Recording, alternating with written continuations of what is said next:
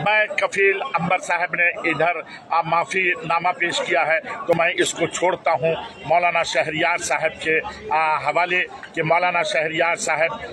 अगर इन दोनों को माफ़ कर देंगे जैसा कि उन्होंने माफ़ी मांगा है तो हम लोग मौलाना शहरियार साहब के साथ हैं। और अगर वो शहरियार साहब अगर माफ़ कर देंगे तो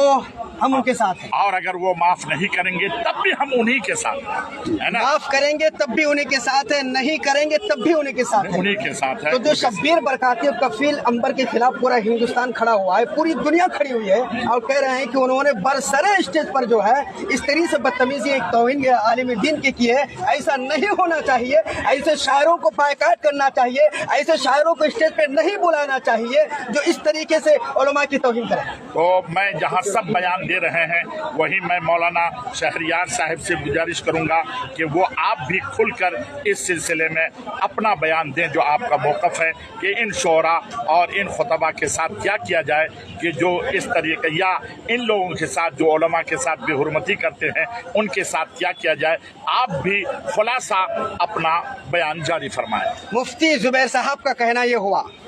कि शब्बीर और कफील के हवाले से अगर मुफ्ती शहरियार साहब माफ़ करते हैं तब भी उनके साथ हैं और नहीं करते हैं तब भी उनके साथ है, और मुफ्ती शहरियार साहब को ये फैसला लेना होगा जो उलमा की तौहीन करे उनको स्टेज पर रखना चाहिए, आना चाहिए, नहीं आना चाहिए। जी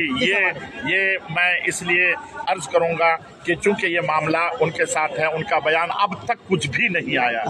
है ना, अब तक कुछ भी नहीं आया है, इसीलिए मैं कहूँगा कि उनका भी बयान आना बेहद ज़रूरी है। आज जो मीटिंग हुई तंजीमुल मुस्लिमीन 22 में, यहाँ भी उनको चाहिए रहना, और हम लोग तो ये सोच रहे थे कि वो रहेंगे तो इंशाअल्लाह ताला सारा मामला आज हल हो जाएगा, लेकिन उनकी गैर हाजिरी की बुनियाद पर भी बात अधूरी रहे। मुफ्ती साहब को भी लेके आइए, दोनों आइए। और हजरत आज जो फैसला मुकम्मल तरीके से लिया गया है, बस मुख्तसर में इसको बयान कर दिया। वो फैसला लिया गया है कि उन हजरात को मदऊ करें जो दीनी और ईमानी अकीदे की गुफ्तगू कर सके और जो इस तरीके से नात को वो कव्वाली के तर्ज में या गाने के तर्ज में या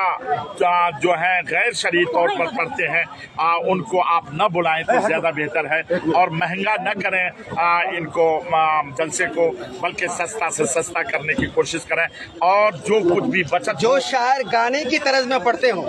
और जो मांग करते हों जी तो उनको भी आवाम को चाहिए कि ऐसे से बचें। हरगिज़ उससे आपका कोई दीनी फ़ायदा नहीं है बल्कि दीनी नुकसान है, और उलमा की बदनामी होती है, इलाके की बदनामी होती है, जलसा कराने वाले की बदनामी होती है। इसलिए मैं कहूँगा कि हरगिज़ वो काम न करें जिससे आपकी भी बदनामी हो और शरीयत के खिलाफ करने की बुनियाद पर हम लोग गुनहगार भी हो जाएं, ऐसा काम न किया जाए। बहुत सारे शायर फासिक है, इस हवाले से बताइए। और पहले ही से हमारे उलमा ने ये कैद लगा दी है कि फुस्साक को हरगिज़ स्टेज पर जगह न दी जाए, वो चाहे आलिम हो, चाहे वो शायर हो, चाहे नकीब हो, चाहे कोई भी हो, नातखा को भी जो फुस्साक है हरगिज़ उनको इजाज़त स्टेज अहले सुन्नत पर न दी जाए। ये थे मुफ्ती ज़ुबैर साहब क़िबला अब हमारे साथ।